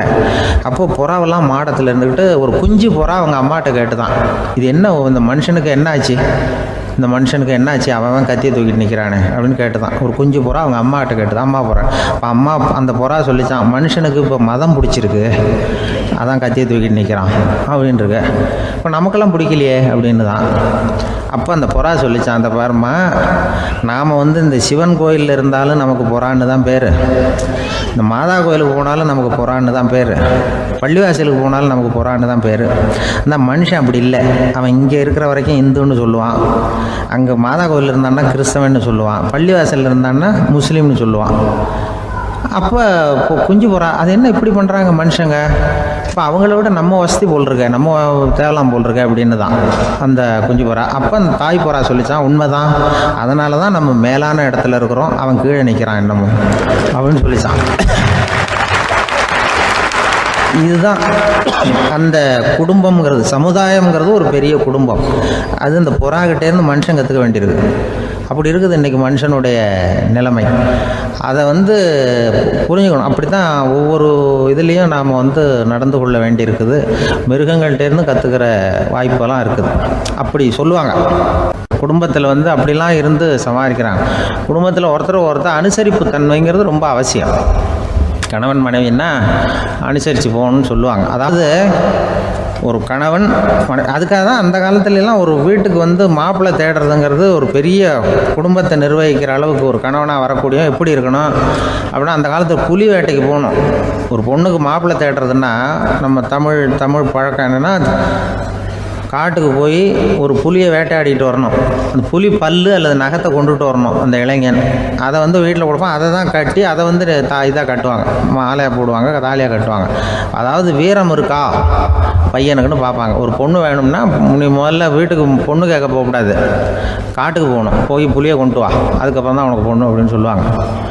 இப்போலாம் ஏன் போகிறது இல்லைன்னா, இப்போலாம் ஒருத்தனை காட்டுக்கு போய் புலிப்பல் கொண்டு வரனா புலி தான் மாப்பிள்ளையாக வரும். அதனால தான் இப்போ போகிறதில்ல யாரும் காட்டுக்கு. அப்போ பெண்களும் ரொம்ப வீரமாக இருந்தாங்க. பெண்கள் மூலம் அந்த காலத்தில் எப்படின்னா, முறத்தாலேயே புலியை துரத்துவாங்களாம். நம்ம பழைய பாட்டிலெல்லாம் பார்த்துருப்பீங்க, முறத்தால் புலியை விரட்டினாங்கன்னு வரும் பழைய பாட்டு. அந்த அளவுக்கு பெண்களுக்கு வீரம். இப்போ கல்யாணம் ஆகி இந்த காலத்தில் ஒரு கணவனை விரட்டிட்டு வந்தாங்களாம் முறத்தை எடுத்துக்கிட்டு. ஒரு மனைவி அவன் பயந்துட்டு வெளில ஓடி வரான். பின்னாடி முறத்தை எடுத்துகிட்டு அந்த அம்மா ஓடி வருது. இவனை தனியாக பிடிச்சி கொண்டு போய், என்னப்பா இந்த மனைவிட்டு இப்படி பயந்து ஓடி வரையே, முறத்தால் துரத்துறா இப்படி வரையே அப்படின்னா அவன் அப்படியே தடுமாறிக்கிட்டு, அதெல்லாம் ஒன்றும் இல்லை, அவன் என்ன புலியாக நினைக்கிறா அப்படின்னு ஒரு பெருமையாக சொல்லிட்டானான். அந்த காலத்தில் புலியை தான் முறத்தால் விரட்டினாங்க, இப்போ புருஷனை விரட்டுறாங்க அப்படின்னு சொல்லி. அப்படி அந்த காலத்தில் வந்து கணவனுக்கு ஒரு குடும்பத்தை நிர்வகிக்கிற திறமை இருக்கா, உடல் வலிமை தான் முக்கியம். இப்போ கூட மதுரை பக்கத்தில் ஐயாவுக்கு தெரியும், அந்த இளவட்டக்கல்லுன்னு ஒரு ஊருக்கு ஊர் எல்லையில் கிடக்கும். ஊர் எல்லையில் ஒரு பெரிய கல் கிடக்கும். அந்த ஊருக்கு பொண்ணு கேட்க போகிறவங்க அந்த கல்லை தலைக்கு மேலே தூக்கி காட்டணும். அப்படியே தூக்கி தலைக்கு மேலே வசதி கீழே போடணும். அந்த வலு இருந்தால் தான் நீங்கள் அந்த ஊருக்குள்ளேயே போகலாம், பொண்ணு கேட்குறதுக்கு போகலாம். இல்லைன்னா நீ திரும்பி போக வேண்டியதான். அந்த வலிமை இருக்கா மாப்பிள்ளைன்னு பார்க்குறாங்க. இளவட்டக்கல்லுன்னு பேர். அப்போ என்ன பண்ணாங்கன்னா, ஒரு 1000 வருஷத்துக்கு முன்னாடி அந்த கல்லை தலைக்கு மேலே தூக்கி கீழே போடுவாங்களாம். ஒரு 500 வருஷத்துக்கு முன்னாடி அப்படி கொஞ்சம் தூரம் இடுப்பு அளவுக்கு தூக்கி கீழே போட்டுக்கிட்டு இருந்துருக்குறாங்க. அதுக்கப்புறம் ஒரு 100 வருஷத்துக்கு முன்னாடியெல்லாம் அப்படி முழங்கால் அளவுக்கு அப்படி தூக்கி போட்டால் போகிறோம்னு வச்சுருந்தாங்களாம். இப்போ நான் அந்த ஊருக்கு என் கூட பழனிசாமின்னு ஒருத்தர் இருக்கார். அவர் போய், உனக்கு எப்படிப்பா இந்த ஊரில் கல்யாணம் ஆச்சு அப்படின்னா, இப்போலாம் நாங்கள் தொட்டு கும்பிட்டா போகிறோம், அதை அசைக்கிறது கூட இல்லை. அப்படி ஆகிட்டுது. ஒரு குடும்பத்தை கணவனாக வரப்போகிறவனுக்கான தகுதி அந்த காலத்தில் அப்படி இருந்துதான். அப்படி வந்து கணவன் வந்து தேர்ந்தெடுக்கிறது, குடும்ப தலைவனை தேர்ந்தெடுக்கிறது ஒரு பெரிய காரியம். ஒரு பெரிய செல்வந்தர் போட்டி வச்சாராம், ஒரு நீச்சல் குளம், அதில் யார் வேணாலும் குதித்து அந்த பக்கம் போய் கரையேறலாம். அந்த நீச்சல் குளத்தில் விஷப்பாம்புலாம் கிடக்கு. யார் துணிஞ்சி அந்த விஷப்பாம்பு இருக்கிற குளத்தில் குதித்து அந்த பக்கம் போய் கரையேறானோ அவனுக்கு ஒரு 100 ஏக்கர் நிலம் கொடுப்பேன். அது வேண்டான்னா ஒரு 1000 ஆடு கொடுப்பேன். அதுவும் வேண்டான்னா என் பொண்ணை கொடுப்பேன் அப்படின்னு போட்டி வச்சார். அதான் மாப்பிள்ளையை தேர்ந்தெடுக்கிறதுக்கு அவர் ஒரு வழி, நீச்சல் குளத்தில் குதிச்சு கரையேறணும். இப்போ அந்த ஊரில் இருக்கிற இளைஞர்கள்லாம் வந்து பார்க்குறாங்க அந்த குளத்தில் குதிக்கணும்னு. ஆனால் குளத்தில் ஒரே விஷப்பாம்புலாம் கிடக்கு. இது என்ன பண்ணுறதுன்னு பார்த்தா யாருமே குதிக்கிறதுக்கு தைரியம் வரல. திடீர்னு ஒருத்தன் துணிஞ்சு குதிச்சான். படபடன்னு அடிச்சுட்டு போய் அந்த பக்கம் கரையேறிட்டான். கரையேறின உடனே பரவாயில்லையே ஒரு ஆள் வந்துட்டான்னு சொல்லி அவனை அந்த இளைஞனை போய் பிடிச்சிட்டு வந்தாங்க. அந்த பெரியவர் கேட்டார், ஏப்பா இவ்வளவு பெரிய விஷப்பாம்பெல்லாம் கிடக்கிற நீச்சல் குளத்தில் நீ துணிஞ்சு குதித்து கரையேறி இருக்கிற, உனக்கு என்ன 1000 ஏக்கர் நிலம் கொடுத்துருவா, 100 ஏக்கர் நிலம் கொடுக்குவா சொல்கிறபடி அப்படின்னா, வேண்டாம் சார்ன்றான். ஓஹோ அப்படின்னா ஒரு 1000 ஆடு வேணுமா உனக்கு அப்படின்னா, அதுவும் வேண்டாம் சார். ஓ அப்படின்னா என் பொண்ணு வேணுமா அப்படின்னா, அதுவும் வேண்டாம் சாருங்கிறான். அப்புறம் எதுக்கடா குதிச்சுன்ட்டு, என்ன உனக்கு என்ன தான் வேணும் அப்படின்னு கேட்டிருக்காரு. என்னை எவன் பிடிச்சி தள்ளி விட்டவன்னு தெரியணும் அப்படின்றான். அதுக்காக அவன் பார்த்துருக்கான். அப்படி இருந்தால் தான் துணிச்சல் வரும் இந்த காலத்தில். எதுக்கு இவ்வளவு சங்கடம்லாம் வச்சாங்கன்னா, ஒரு குடும்பத்துக்கு தலைவராக வர வேண்டிய ஒரு ஆள், கணவனாக இருக்க வேண்டியவனுக்கு துணிச்சல் இருக்கா, தைரியம் இருக்கா அப்படிங்கிறது பார்க்குறதுக்காக இப்படிப்பட்ட தேர்வு முறைகள்லாம் வச்சுருந்தாங்க அந்த காலத்துலலாம். இப்போலாம் கல்யாணம் பண்ணுறது ஆளுக்கு நேரில் பார்க்காமலே கூட கல்யாணம் நடக்குது இன்டர்நெட்டில். இப்போ சர்டிஃபிகேட் கேட்குறாங்க, நோய் நொடி இல்லாமல் இருக்காரா பார். காட்டுக்கெலாம் போக வேண்டாம், நேராக ஆஸ்பத்திரிக்கு போய் ஒரு சர்டிஃபிகேட் வாங்கிட்டு வா, உனக்கு ஒன்றும் வியாதி இல்லைன்னு ப்ரூவ் பண்ணு, அதுக்கப்புறம் பார்த்துக்கலாம், மற்றதை பேசுவோம் அப்படின்னு சொல்லி அப்படி இருக்குது நிலைமை. அதனால் குடும்பத்தில் வந்து அந்த கணவனாக இருக்கிற வேண்டியவனுக்கு பொறுப்பு அதிகம். ஏன்னா எல்லாத்தையும் அனுசரித்து போக வேண்டியதாக வந்தான்.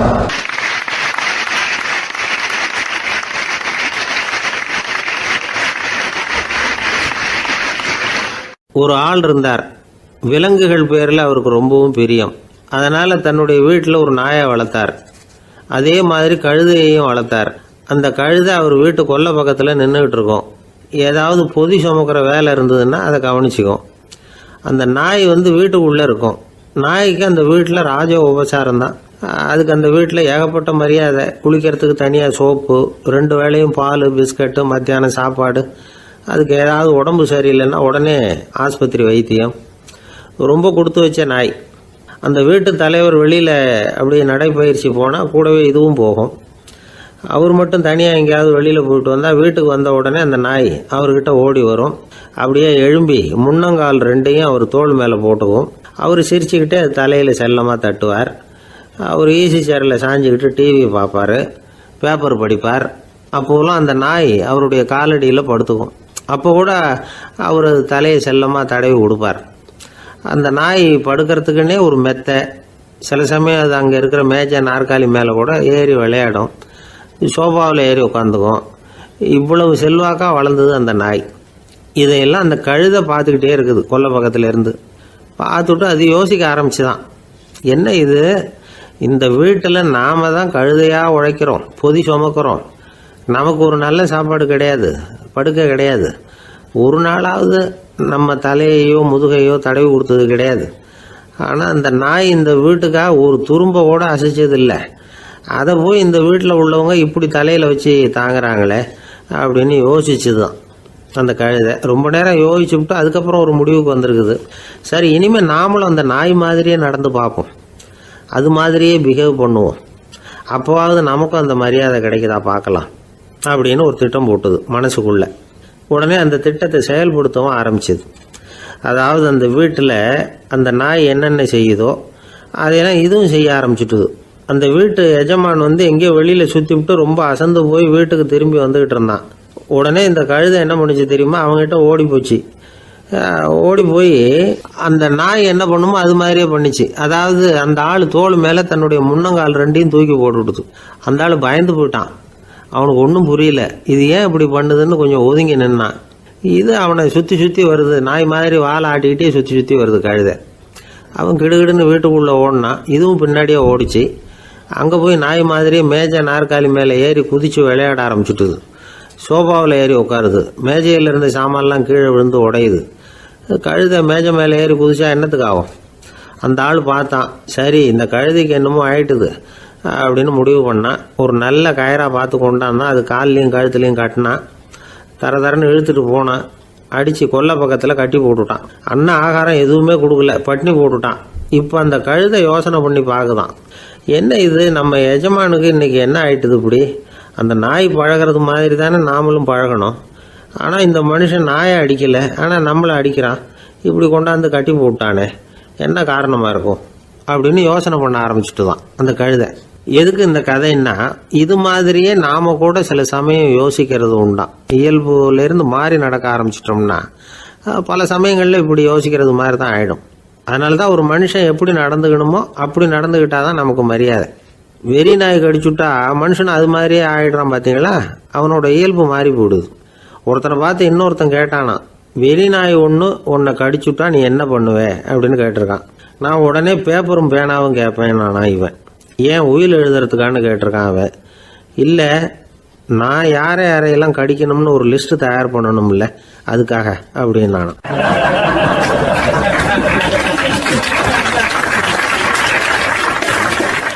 அந்த காலத்துல எல்லாம் படிக்கிறதுங்கிறது எப்படி தெரியுமா, குருகுல வாசம் செஞ்சு படிக்கணும். ஆசிரியருங்கிறவர் ஆசிரமத்தில் இருப்பார். அங்கே போய் அவருக்கு தொண்டுகள் செய்யணும், துணிகள்லாம் துவைச்சி போடணும், தூங்கும்போது காலை பிடிச்சி விடணும், புழுக்கமாக இருந்தால் விசிறி மட்டை எடுத்து விசிறணும். அப்படியே அப்பப்போ அவர் சொல்லிக் கொடுக்குற பாடத்தையும் கற்றுக்கணும். அவர் சொல்லிக் கொடுக்குற பாடங்களை ஓலைச்சுவடிகளில் எழுதிக்கணும். இதுதான் குருகுல வாசம்ங்கிறது. இப்போ மாதிரிலாம் கிடையாது. ஆக குருகுல வாசம்ங்கிறது மனசையும் பண்படுத்தும், அறிவையும் பண்படுத்தும். அப்படி ஒரு பயிற்சி அது. அந்த காலத்தில் பஞ்சபாண்டவர்கள் ஒரு குருகுலத்தில் படிக்க போனாங்களாம். ஏற்கனவே அங்கே ஒரு 15 பேர் இருந்திருக்கிறாங்க. இவங்களையும் சேர்த்து மொத்தம் 20 பேர். எல்லாரும் ரொம்ப ஆர்வத்தோடு அங்கே தங்கி படிச்சுக்கிட்டு இருக்கிறாங்க. 2 வருஷம் ஓடி போச்சு. எல்லாரும் ஊருக்கு திரும்ப வேண்டிய நேரம். ஆசிரியர் ஒவ்வொருத்தராக கூப்பிட்டார். இது வரைக்கும் என்ன கற்றுக்கிட்ட அப்படின்னு கேட்டார். அவங்க தாங்கள் எழுதி வச்சிருந்ததை சொன்னாங்க, கற்றுக்கிட்டதை சொன்னாங்க. அங்கே படிக்க வந்தவங்க எல்லாருமே புத்திசாலிகள். அது மட்டும் இல்லை, பல பேர் அரச குடும்பத்தை சேர்ந்தவங்க, இளவரசர்களாக வேற இருக்கிறவங்க. அதனால் அவங்கக்கிட்ட அபாரமான கல்வி அறிவை எதிர்பார்த்தார். ஒருத்தன் வந்தான், தான் எழுதி வச்சிருந்த சரித்திர பாடம் பூராவையும் படித்து காட்டினான். இன்னொருத்தன் வந்தான், தான் எழுதி வச்சிருந்த பூகோள பாடம் பூராவையும் படித்து காட்டினான். இப்படி ஒவ்வொருத்தராக அவங்க படித்தது என்னங்கிறத படித்து காட்டிவிட்டு போனாங்க. கடைசியாக தர்மர் வந்தார். பேசாமல் நிற்கிறார். தன் கையில் இருந்த ஓலைச்சுவடி கேட்டால் அவர் பிரிக்கவே இல்லை. ஆசிரியர் இவர்கிட்ட தான் அதிகமாக எதிர்பார்த்தார். ஆனால் இவரும் பேசாமல் நின்றுட்டு இருக்கிறார். நீ என்ன கற்றுக்கிட்ட சொல்லு, ஓலைச்சுவடியை பிரித்து படினார் அந்த முனிவர்.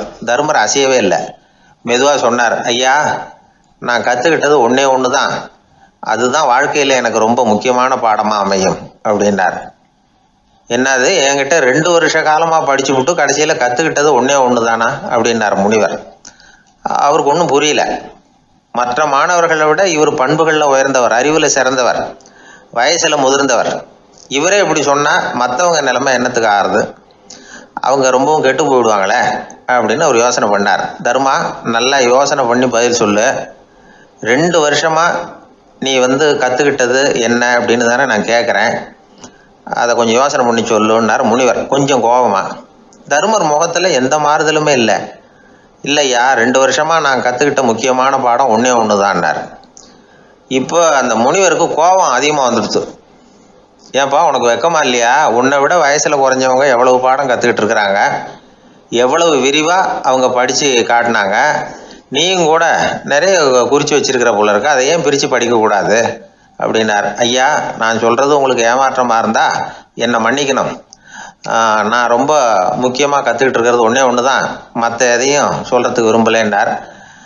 மாணவர்கள்லாம் சிரிச்சுட்டாங்க. முனிவருக்கு கோபம் அளவுக்கு மீறி வந்துட்டு ஓங்கி அரைஞ்சு விட்டார் தர்மரை அவர் கன்னத்தில். தர்மர் கண்ணை செவந்து போட்டுது, கண்கள் கலங்கி போச்சு. ஆனாலும் அவர் அமைதியை இழக்கலை, தலை குனிஞ்சு நிற்கிறார். இவருடைய பிடிவாதம் முனிவருக்கு இன்னும் ஆத்திரத்தை உண்டாக்கி விட்டது. இன்னொரு கண்ணத்திலே அரைஞ்சார். எல்லாரும் பயந்து போய் அமைதியாக நின்றுட்டு இருக்கிறாங்க. முனிவர் கத்துறார், அப்படி நீ கற்றுக்கிட்ட அந்த முக்கியமான பாடம் தான் என்ன, அதையாவது சொல்லு அப்படின்னார். ஐயா, அதை மட்டும் ஒரு ஓலைச்சுவடியில் தனியாக குறித்து வச்சிருக்கிறேன், இந்தாங்க, இதை நீங்களே படித்து பாருங்கன்னார். தர்மர் ஓலைச்சுவடியை நீட்டினார். முனிவர் அதை வாங்கி பிரித்தார், சத்தம் போட்டு படித்தார். என்ன எழுதியிருக்காருன்னா, எப்படிப்பட்ட சோதனை ஏற்பட்டாலும் நிதானம் இழந்து கோபத்துக்கு ஆளாகக்கூடாது அப்படின்னு. இதுதான் அந்த ஓலைச்சுவடியில் அவர் எழுதி வச்சிருந்தது. அந்த ஒரு கணத்திலேயே முனிவரும் எல்லா மாணவர்களும் தர்மரை புரிஞ்சுக்கிட்டாங்களாம். அவர் கற்றுக்கிட்டது ஏட்டு சுரக்காய் இல்லை, வாழ்க்கையில் பயன்படக்கூடிய முக்கியமான அனுபவ பாடம். முனிவர் கண்களில் கண்ணீர். தர்மர் அன்போடு கட்டி தழுவிக்கிட்டார். அப்புறம் சொன்னார், தர்மா, என்னை மன்னிச்சுரு, நீ மாணவன் இல்லை, ஆசிரியன். நான் இது வரைக்கும் தெரிஞ்சிக்காத அனுபவ பாடத்தை நீ இப்போ எனக்கு கற்றுக் கொடுத்துட்ட அப்படின்னு சொன்னாராம். அதனால் நிதானம் தவறக்கூடாதுங்கிறது ரொம்ப முக்கியமான ஒரு செய்தி. ஒரு ஆசிரியர் மாணவனை ஒரு கண்ணத்தில் ஓங்கி அரைஞ்சுட்டார். இவன் நிதானம் தவறல, அமைதியாக நின்றுக்கிட்டு இருந்தான். அவர் ஒரு தடவை அரைஞ்சதும் எப்படி உன்னால் நிதானம் தவறாமல் இருக்க முடிஞ்சுது அப்படின்னு கேட்டாங்க நண்பர்கள். அவன் சொன்னான், நான் நிதானம் தவறி இருந்தா எங்கள் வாத்தியார் இன்னொரு கண்ணத்துலேயும் அரைஞ்சிருப்பார், அது அதை விட பலமாக இருக்கும், அதனால தான் நான் அப்படி இருந்தேன் அப்படின்னு நானான். ஆக நாம் தெரிந்து கொள்ள வேண்டியது, வாழ்க்கையில் நிதானம் தவறாமல் இருக்க வேண்டும். அதுதான் வெற்றியின் ரகசியம்.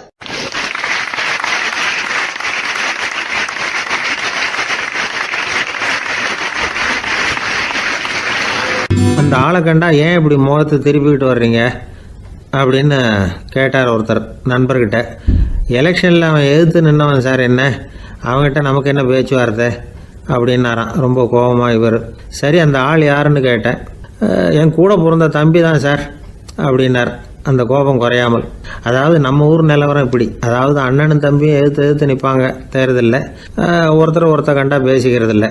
ஆனால் இங்கிலாந்தில் எப்படி தெரியுமா, அங்கே ஒரே மேடையில் போட்டி போடுற 2 வேட்பாளர்களும் பேசுவாங்களாம், பட்டிமன்றம் மாதிரி. ஒருத்தர் முதல்ல எழுந்திருப்பார், நான் இந்த தேர்தலில் வெற்றி பெற்றால் என்னென்ன செய்வேன் அப்படின்னு சொல்லிவிட்டு உட்காருவார். அதுக்கப்புறம் அடுத்தவர் எழுந்திருப்பார், அவர் சொல்லுவார், நான் வெற்றி பெற்றால் இந்த மக்களுக்கு என்னென்ன செய்வேன், இந்த நாட்டுக்கு என்னென்ன செய்வேன் அப்படிங்கிறத சொல்லிவிட்டு உட்காருவார். 2 பேரும் ஒரே மேடையில் பேசுவாங்க. மக்கள் 2 பேர் பேச்சையும் கேட்டுக்கிட்டு ஒரு முடிவுக்கு வருவாங்க. இதுதான் அங்கே உள்ள பழக்கம். இங்கே அப்படி இல்லை. இங்கே ஒருத்தர் பார்த்தாவே முகத்தை திருப்பிக்கிறது. ஒரு தடவை இது மாதிரி ஒரு கூட்டம் நடந்துக்கிட்டு இருக்கு அங்கே வெளிநாட்டில் தான். நேரத்துக்கு சரியாக ஒரு வேட்பாளர் சேரலை. இது இங்கிலாந்தில் நடந்த நிகழ்ச்சி. அப்புறம் என்னாச்சுன்னா, ஒருத்தர் வந்துட்டார், இன்னொருத்தர் சேரலை. அப்புறம் உடனே அந்த ஒருத்தர் வந்தவர் பேச ஆரம்பிச்சிட்டார். அதாவது அந்த இன்னொருத்தர் சார்பாகவே பேசிட்டாராம். அதாவது அவர் வரல, நான் அவர் சார்பாக நான் பேசிடுறேன். அதாவது அவர் ஜெயிச்சுட்டா அவர் என்னென்ன செய்வார் இந்த நாட்டுக்கு அப்படின்னு சொல்லி அவர் பக்கத்தில் உள்ள நியாயத்தை எடுத்து இவரே சொல்லிட்டாராம். இப்படிலாம் அங்கே நடந்துதான். இது எப்பேற்பட்ட தேர்தல் பண்பாடு பாருங்கள். அதனால் இன்னொரு விஷயம், இப்போ இங்கிலாந்துலாம் ஓட்டு கேட்குறப்ப வெற்றியா தோல்வியாங்கிறத ஓரளவுக்கு யூகிச்சு விடலாமா. இப்போ ஒரு வேட்பாளர் ஒரு வீட்டுக்கு முன்னாடி போய் நின்று எனக்கு ஓட்டு போடுவோன்னு கேட்குறாருன்னு வச்சுங்களேன், அதுக்கு என்ன பார்த்து செய்கிறோம், போயிட்டு வாங்க அப்படின்னு சில வீடுகளில் வாசலில் நின்று சொல்லி அனுப்பிச்சிருவாங்களாம். வேறு சில வீடுகளில் எப்படின்னா வேட்பாளரை வீட்டுக்குள்ளே கூப்பிட்டு காபி சாப்பிட சொல்லி உபசரித்து அதுக்கப்புறம் அனுப்பி வைக்கிறது வழக்கமாக. இதில் எந்த வீட்டு ஓட்டு நிச்சயம் தெரியுமா? வாசலில் நின்று வழி அனுப்பி வச்சுட்றாங்க பாருங்கள், அவங்க ஓட்டு நிச்சயம். உள்ளே கூப்பிட்டு காப்பி கொடுத்து அனுப்புகிறாங்க பாருங்கள், அவங்க ஓட்டு நிச்சயம் இல்லையா? சரி, அப்புறம் ஏன் அந்த உபசரிப்பு அப்படின்னு கேட்டால் அதுக்கு ஒரு காரணத்தை சொல்கிறாங்க. அதாவது அது ஒரு அனுதாபத்தை தெரிவிக்கிற முறையா. ஐயோ பாவம், நாம் இவருக்கு ஓட்டு தான் போட போகிறதில்ல, எதையாவது செய்வோம், காப்பியாவது சாப்பிட்டு போகட்டும் அப்படிங்கிற எண்ணமா. இப்படி அந்த ஒரு பழக்கம். ஆக அந்த ஊரில் நிறைய காப்பி சாப்பிட்ணும்னு ஒருத்தர் ஆசைப்பட்டால் தேர்தலில் தோற்று போகிறதுக்கு தயாராக இருக்கணும். ஒரு சமயம் ஒரு ஊரில் தேர்தல் நடந்துதான். ஒரு தொகுதியில் நின்று தோற்று போன ஒருத்தர் கையில் ஒரு துப்பாக்கியோட ஊருக்குள்ளே சுற்றிக்கிட்டு இருந்தாராம். ஒரு போலீஸ்காரர் அவரை பார்த்துட்டு சந்தேகப்பட்டிருக்கார். அதனால் அவரை தடுத்து நிறுத்தி, என்ன இது துப்பாக்கியோட சுற்றுறீங்களேன்னு விசாரிச்சிருக்கார். இதுக்கு அவர் சொன்னாராம், சார், இந்த தொகுதியில் மொத்தம் 1,00,000 வாக்காளர்கள், அதில் எனக்கு 10,000 பேர் மட்டும்தான் எனக்கு ஓட்டு போட்டிருக்கிறாங்க. அப்படின்னா எனக்கு வேண்டாதவங்க இந்த தொகுதியில் 90,000 பேர் இருக்கிறாங்கன்னு அர்த்தம். இப்படி ஒரு சூழ்நிலையில் நான் என்னுடைய பாதுகாப்புக்கு ஆயுதம் இல்லாமல் நடமாடலாமா அப்படின்னு கேட்டாராம். எவ்வளவு எச்சரிக்கை பாருங்கள். நம்ம ஊரில் சில பேர் ஓட்டு கேட்குற விதமே தனி. ஒருத்தர் ரொம்ப சாமர்த்தியமாக ஓட்டு கேட்பாராம். அவர் எப்படின்னா, ஒரு வீட்டுக்கு போகிறாருன்னு வச்சுங்களேன், அந்த நேரம் அந்த வீட்டுக்காரரு என்ன செஞ்சுக்கிட்டு இருக்கிறாரோ அதே வேலையை இவரும் கொஞ்ச நேரம் செய்வாராம், அவருக்கு ஒத்தாசையா. அதுக்கப்புறம் மெதுவாக பேச்சு கொடுப்பார், ஓட்டு கேட்பார், இது மாதிரி எலெக்ஷனில் நிற்கிறேன் கவனிக்கணும்னு. அது மாதிரி ஒரு தடவை அவர் போனப்போ அங்கே அவர் என்ன பண்ணிகிட்டு இருக்காரு, வீட்டுக்கு பின்னாடி மாட்டு கொட்டையில் பால் கறந்துக்கிட்டு இருக்கார் ஒரு பசுமாட்டுக்கிட்ட. அந்த வீட்டில் இவர் ஓட்டு கேட்க போனவர் இவர் ஓடி போய் இன்னொரு சொம்பை எடுத்துக்கிட்டு அதே மாட்டுக்கு இன்னொரு பக்கம் போய் உட்காந்துக்கிட்டு இவரும் பால் கறக்க ஆரம்பிச்சிட்டார். எதிர உட்காந்துட்டு இருக்காரு இவர் இந்த பக்கம் உட்காந்துருக்கார். கீழே கொஞ்சம் குனிஞ்சு பார்த்தா ஒருத்தர் முகத்தை ஒருத்தர் பார்க்கலாம். கொஞ்ச நேரம் ஆனதுக்கப்புறம் இவர் மெதுவாக அவர்கிட்ட பேச்சு கொடுத்தாராம். இது மாதிரி நான் எலெக்ஷனில் நிற்கிறேன், நீங்கள் ஓட்டு போடணும், அதுக்காக தான் வந்தேன்னாராம். அது முடியாதுங்களேன்னாராம் அவர். ஏன்னு கேட்டிருக்கார். நான் இந்த வீட்டுக்காரன் இல்லை, நானும் உன்ன மாதிரி ஓட்டு கேட்க வந்தவன் தான் அப்படின்னாராம் அவர்.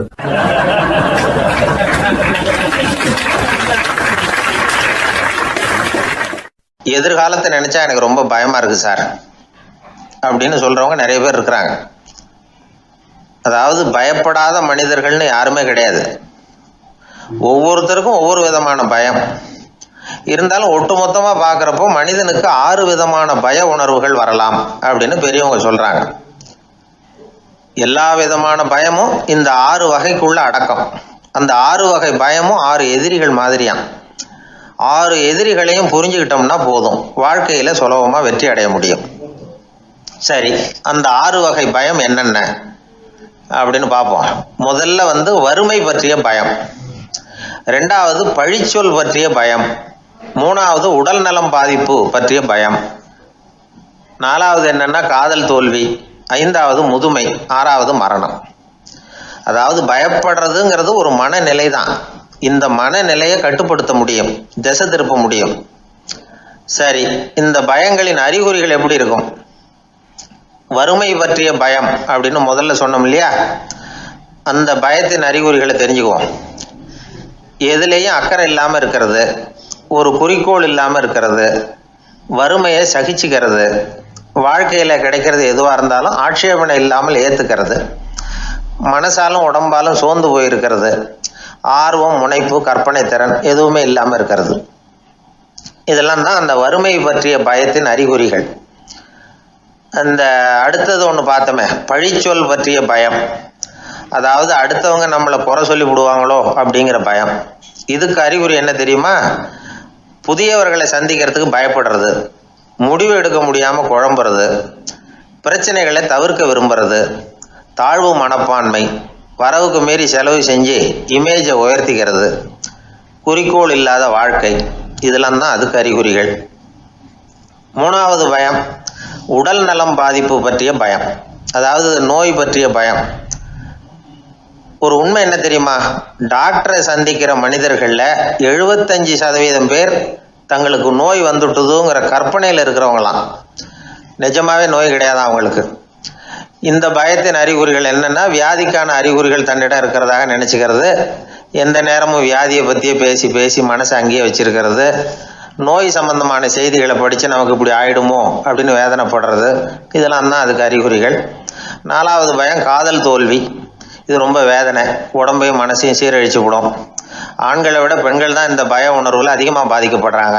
5வது முதுமை பற்றிய பயம். 6வது மரண பயம். வயசான காலத்தில் எப்படி சமாளிக்கிறது அப்படிங்கிற பயம். ஆக இதையெல்லாம் நாம் புரிஞ்சிக்க வேண்டியது ரொம்ப அவசியம். இந்த 6 வகை பயங்களை சரியாக புரிஞ்சுக்கிட்டு நாம் நடந்துக்கணும். வாழ்க்கையின் முன்னேற்றத்துக்கு இந்த பயங்கள் முட்டுக்கட்டே ஆகிடக்கூடாது. உழைச்சி பணம் சேர்க்கணும், உற்சாகமாக மனசை வச்சுக்கணும். மனசை கட்டுப்படுத்துகிற மார்க்கம் தெரிஞ்சுக்கிட்டா போதும், எல்லாம் சரியாக வந்துடும்.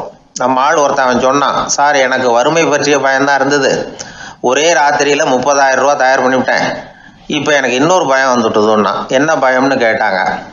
போலீஸு கண்டுபிடிச்சிருமோங்கிற பயம்னா. இந்த பயத்தில் அடங்காது. அதனால் அஞ்சி சாவார், அஞ்சாத பொருள் இல்லை அப்படின்னு பாரதி சொன்னார் இல்லையா? அது மாதிரி பயத்தை புரிந்து கொண்டு அதற்கு தகுந்த மாதிரி நம்முடைய வாழ்க்கையை அமைத்து கொள்ள வேண்டும். அப்படி அமைத்து கொள்ளுகிறவர்களுக்கு வெற்றி நிச்சயம்.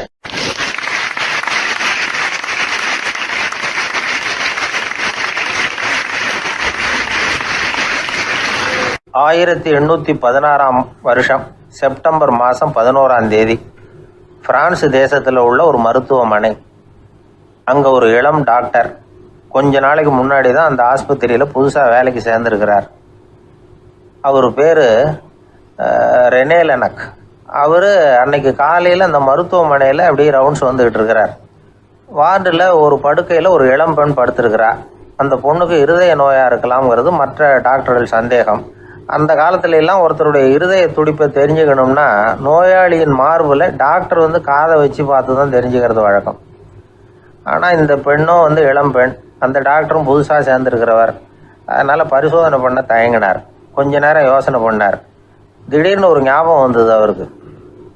அதாவது அன்னைக்கு விடியற் காலையில் தோட்டத்தில் அப்படி வாக்கிங் போயிட்டு இருந்தப்போ சின்ன பசங்கள்லாம் ஒரு மரக்கட்டையை வச்சு விளையாடிக்கிட்டு இருந்தாங்களாம்.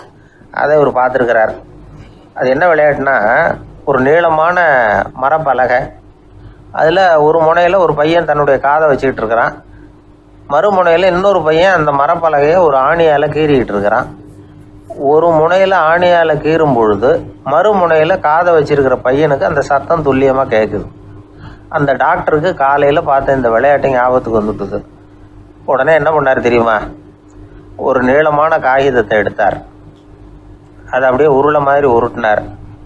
ஒரு முனையை அந்த நோயாளியின் மார்பில் இடது பக்கம் வச்சார், இன்னொரு முனையில் தன்னுடைய காதை வச்சார். என்ன ஆச்சரியம்!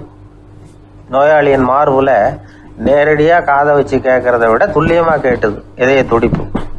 இதய துடிப்பு மட்டும் இல்லை, மூச்சு இழுத்து விடுறது, திரவ பொருள்களின் அசைவு, எல்லா சத்தமும் தெளிவாக கேட்குது. கிரேக்க மொழியில் ஸ்டெத்தாஸ் அப்படின்னா மார்பு, ஸ்கோப்பின் அப்படின்னா பார்ப்பதுன்னு அர்த்தம். அதனால் டாக்டர் ரெனே லெனக் தான் கண்டுபிடிச்ச கருவிக்கு ஸ்டெத்தஸ்கோப் அப்படின்னு பேர் வச்சார். அவரே முதல் மாடலையும் செஞ்சார். அளவு ரொம்ப பெருசாக இருந்தது, சுலபமாக எடுத்துகிட்டு போகிறது கஷ்டம், அது அவ்வளோ கஷ்டமாக இருந்தது அது.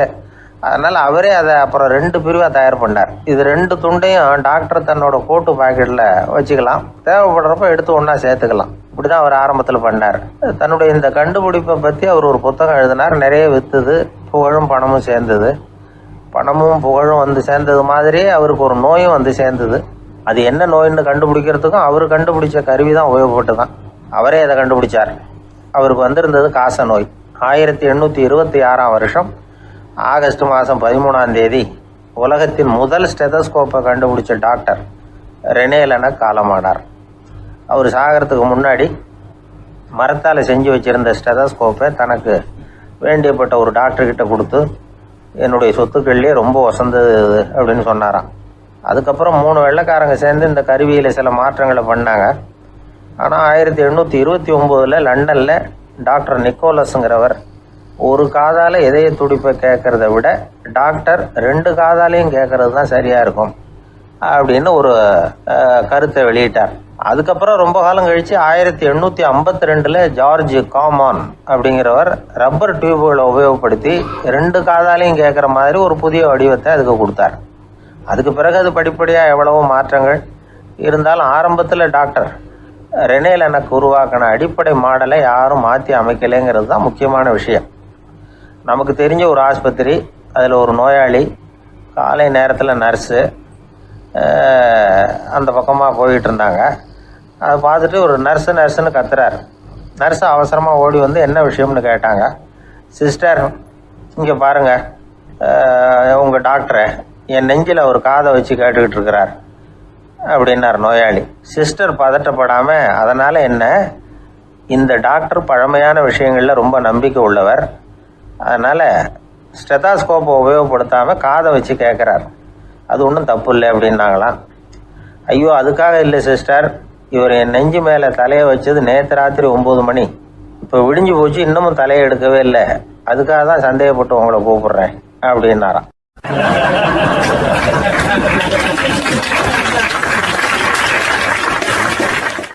ஏங்க எங்கே போயிட்டு வரீங்க அப்படின்னு கேட்டேன்.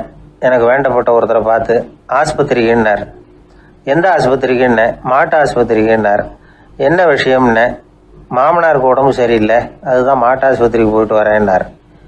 அட பாவி, அதுக்கு அந்த ஆஸ்பத்திரிக்கா போவாங்க அப்படின்னு ஆச்சரியமா. அட அது இல்லைப்பா, முதல்ல எங்கள் குடும்ப டாக்டர் தான் தேடிக்கிட்டு போனேன். அவர் அந்த நேரத்தில் அவர் வளர்க்குற நாய்க்குட்டிக்கு உடம்பு சரியில்லைன்னு சொல்லி அதை தூக்கிக்கிட்டு மாட்டு ஆஸ்பத்திரிக்கு போயிட்டாராம் சொன்னாங்க. அதனால் அங்கே போய் அவரை சந்தித்து விஷயத்தை சொல்லிவிட்டு வர்றேன்னார். அப்புறம் தான் எனக்கு கொஞ்சம் நிம்மதியாக இருந்தது.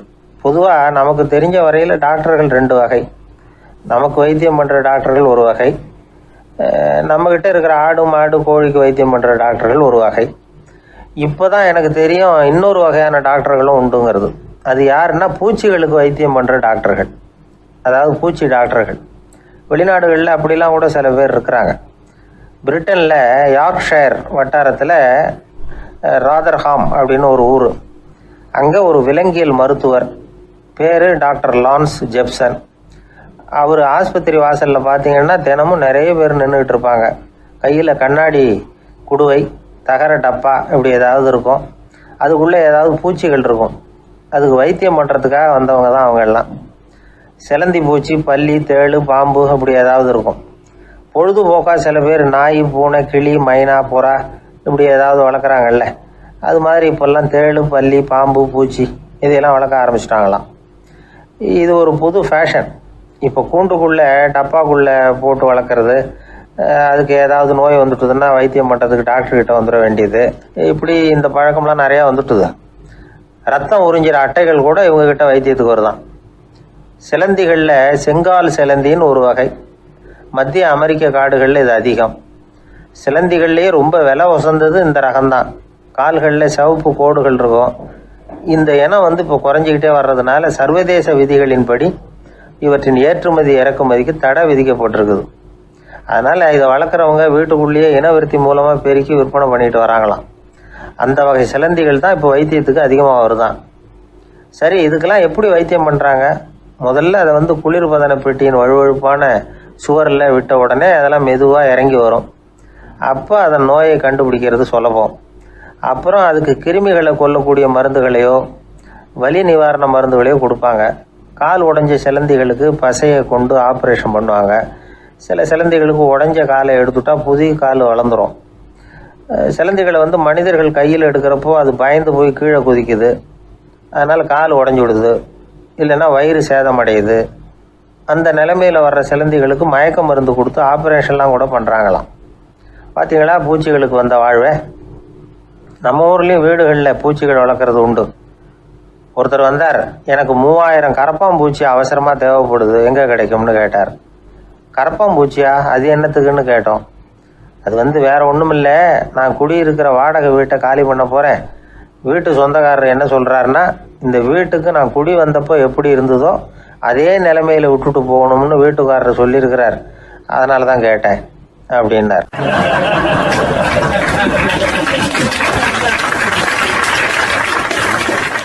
உலகத்தில் எது எதுக்கும் ஆராய்ச்சி கூடங்கள் இருக்குதுல்ல, அது மாதிரி தூக்கத்தை பற்றி ஆராய்ச்சி பண்ணுறதுக்கு ஒரு ஆராய்ச்சி கூடம் இருக்குது. அப்படி ஆராய்ச்சி பண்ணணும்னா அதுக்கு மூழ்கிக்கிட்டு இருக்கணும்ல, அதனால தான் அந்த ஆராய்ச்சி கூடம் இங்கே இல்லை. அமெரிக்காவில் பாஸ்டன் பல்கலைக்கழக மருத்துவமனையில் அது இருக்குது. அங்கே தூக்கத்தை பற்றி பலவிதமான ஆராய்ச்சிகள் பண்ணிகிட்டு இருக்கிறாங்க. அந்த ஆராய்ச்சி கூடத்தில் இயக்குனராக இருக்கிற ஒரு நிபுணர், அவர் என்ன சொல்கிறாரு தெரியுமா? உங்களுக்கு தூக்கம் வரலையா, நீங்கள் நல்லா தூங்குறதுக்கு தாராளமாக சில யோசனைகளை என்னால் சொல்ல முடியும் அப்படிங்கிறார். யோசனை தானே, காசா பணமாக கேட்டு வச்சுக்கலாமே. உணவு, மனநிலை, தூங்கும் இடத்தோட சூழ்நிலை, படுக்கைக்கு செல்றப்போ உள்ள பழக்க வழக்கங்கள், இது காரணமாக ஒருத்தருக்கு தூக்கம் வராமல் போகலாம். தூக்கம் வராததுக்கு இதுதான் காரணம்னா அதையெல்லாம் சுலபமாக கட்டுப்படுத்தலாங்கிறார் அவர். தூக்கத்தை வரவழைக்கக்கூடிய ஒரு நல்ல மருந்து உடற்பயிற்சி. ஆனால் ஒன்று, படுக்க போகிற நேரத்தில் இது மாதிரி உடற்பயிற்சிகள் எல்லாம் செய்யக்கூடாது. கொஞ்சம் முன்னாடி பகல்லையே இந்த பயிற்சிகளை செய்கிறது நல்லது. தூக்கம் வராமல் அவதிப்படுறவங்க பிற்பகல் நேரங்களில் காஃபி, டீ இது மாதிரி பானங்களை சாப்பிடக்கூடாது. மது அருந்துறது கூட தூக்கத்தை பாதிக்கும். வெது வெதுப்பான நீரில் குளிக்கிறது, தியானத்தில் ஈடுபடுறது, ஓய்வாக இருக்கிறது, படுக்கிறது, அதாவது படுக்கிறதுக்கு முன்னாடி ஒரு கோவலை பால் சாப்பிட்றது, இதெல்லாம் தூக்கத்தை வரவழைக்கிறது ரொம்ப உதவியாக இருக்கும். இன்னொரு விஷயம் என்னென்னா, தூங்கி ஆகணுமேங்கிற கவலை வேண்டியதில்லை. அப்படி நினச்சி கவலைப்படுறதை விட்டுடணும். தூக்கம் வரலையா, உடனே படுக்கையை விட்டு எழுந்திரிக்க வேண்டியது. வெளியில் வாங்க, வேறு ஏதாவது வேலையில் ஈடுபடுங்க, கொஞ்சம் நேரம் உலாவுங்க, அல்லது ஏதாவது ஒரு புஸ்தகத்தை எடுத்து படிங்க. களைப்பு ஏற்பட்டால் மறுபடியும் படுக்கைக்கு போங்க, தூக்கம் தானாக வந்துடும். ஒரு விஷயத்தை மட்டும் நல்லா ஞாபகத்தில் வச்சுக்கணும். படுக்கைக்கு போகிறப்போ உங்கள் மற்ற எல்லா பிரச்சனைகளையும் மறந்துடணும். அது எப்படி சார் முடியும், அந்த நேரம் தானே எல்லா பிரச்சனையும் வரிசையாக ஞாபகத்துக்கு வருது அப்படின்னு நாம் நினைக்கலாம். ஆனால் பழக்கத்தில் அதை நாம் மாற்றிக்க முடியும். கொஞ்சம் முயற்சி பண்ணணும், அவ்வளோதான். இது எல்லாமே ஆராய்ச்சி பண்ணி பார்த்துட்டு அந்த நிபுணர் சொல்கிற கருத்து தான். இன்னொரு விஷயமும் அவர் சொல்கிறார். அது என்னென்னா, உடல் கோளாறு காரணமாக தூக்கம் வராமல் அவதிப்படுறவங்களுக்கெல்லாம் இந்த யோசனைகள் சரியாக வராது அப்படிங்கிறார். அதுக்கெல்லாம் மருத்துவ சிகிச்சை கொடுத்து தான் சரி பண்ணணும். சில பேருக்கு நடு ராத்திரியில் மூச்சு திணறல் ஏற்பட்டு தூக்கம் வராமல் போயிடும். ஊரெல்லாம் தூங்குறப்போ தான் மட்டும் தூங்காமல் மூழ்கிட்டு இருக்கிறது, ஊரெல்லாம் மூழ்கிட்டு இருக்கிறப்போ தான் மட்டும் தூங்குறது, இது மாதிரி கோளாறுகளால் சில பேர் பாதிக்கப்படலாம். கால் தசை முறுக்கிக்கிறதுனால சில பேருக்கு அடிக்கடி இழிப்பு வரலாம். மன அழற்சி காரணமாக சில பேருக்கு தூக்கம் வராது. இது மாதிரி கோளாறுகளுக்கெல்லாம் அதுக்கு தகுந்த மாதிரி சிகிச்சை கொடுத்து தான் சரி பண்ண வேண்டியிருக்கும். எந்த கோளாறும் இல்லாமல் தூக்கம் வரலைன்னா ஆரம்பத்தில் சொன்ன முறைகளை கடைபிடிச்சு பார்க்கலாம். தூக்கம் வந்ததுன்னா யோசனை சொன்ன அந்த நிபுணருக்கு நன்றி சொல்லலாம். ஒருத்தர், ஏன் சார் பஸ்ஸில் தூங்குறது கெட்ட பழக்கமானு கேட்டார். இல்லையே,